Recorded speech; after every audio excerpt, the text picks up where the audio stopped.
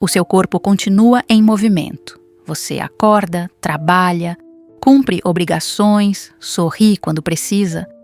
Mas por dentro você já está no limite. Não é preguiça, não é falta de fé, é esgotamento real. E o pior, você nem sabe mais como explicar isso para Deus.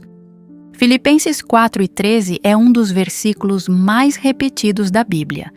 E também um dos mais mal entendidos. Porque muita gente cita ele como força e continua sem força nenhuma. Hoje você vai entender por quê e o que Paulo realmente quis dizer quando escreveu isso. Fica até o final, porque o que você vai ouvir daqui a pouco pode mudar a forma como você enxerga o que está vivendo agora. Filipenses 4:13 diz assim: Tudo posso naquele que me fortalece. Simples, direto, poderoso. Mas o que poucos sabem é onde Paulo estava quando escreveu isso. Ele não estava num momento de vitória, não estava num retiro espiritual, ele estava preso, numa cela romana, sem saber se ia sobreviver. E dentro dessa prisão, ele escreveu uma das cartas mais esperançosas da história. A palavra que ele usa no grego original para fortalecer é endinamô, que significa ser infundido com poder. Não é você gerando força, é você recebendo força de fora. Isso muda tudo, porque se a força vem de você, um dia ela acaba. Mas se ela vem de Deus, ela não depende do seu estado emocional. Paulo não estava dizendo que conseguia fazer tudo por esforço próprio. Ele estava dizendo que, mesmo no pior momento, havia uma fonte que nunca secava. E você que está exausto agora precisa ouvir isso com atenção. Aqui está o erro que a maioria comete com esse versículo. As pessoas usam Filipenses 4:13 como combustível para continuar sozinhas. Falam o versículo de manhã, respiram fundo e tentam aguentar mais um dia na força da própria vontade, como se a fé fosse uma espécie de energia extra para continuar carregando o peso que já estava quebrando ela. Isso não é fé, é resistência humana com verniz espiritual. E sabe o que acontece? A pessoa chega no limite, cai, e aí vem a culpa. Por que eu caí se eu tinha fé? Porque Deus não me sustentou? O problema não era a fé, era a fonte. Paulo não estava tentando aguentar mais. Ele tinha aprendido algo que levou tempo para aprender. E ele deixa isso claro ali mesmo, nos versículos anteriores. Ele diz: Aprendi a estar contente em todo estado. Aprendi. Isso significa que não era automático, não era fácil, era um processo. E você também está nesse processo. Mas precisa entender que a força de Deus não vem quando você tenta parecer forte. Ela vem quando você para de fingir que está bem. Pensa numa imagem simples. Você está tentando acender uma vela num dia de vento forte. Você protege a chama com as mãos, inclina o corpo, cobre com um casaco. Mas o vento é forte demais. A chama apaga. Agora imagina que, em vez de você segurar essa chama, você simplesmente entra em casa. O vento não muda. Mas você saiu do lugar onde ele te atinge. É isso que Paulo descobriu na prisão. Ele não tentou ignorar o sofrimento, não fingiu que estava bem. Mas ele encontrou um lugar interno, onde a tempestade de fora não apagava mais o que Deus havia acendido dentro dele. Pensa no profeta Elias. 1 Reis 19.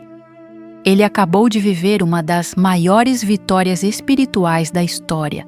Derrotou centenas de profetas de Baal. Fogo desceu do céu. Deus agiu de forma sobrenatural. E logo depois ele estava deitado embaixo de uma árvore, pedindo para morrer.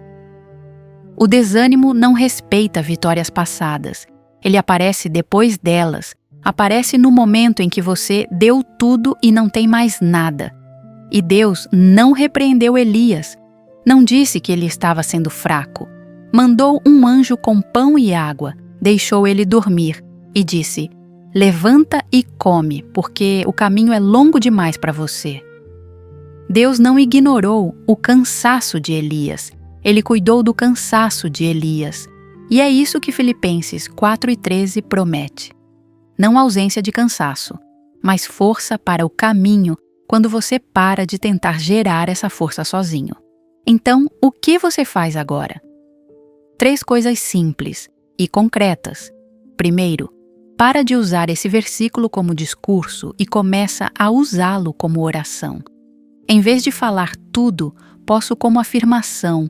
Tenta orar assim: Senhor, eu não posso, mas você disse que em você eu posso. Me fortifica. Não estou conseguindo me fortalecer sozinho.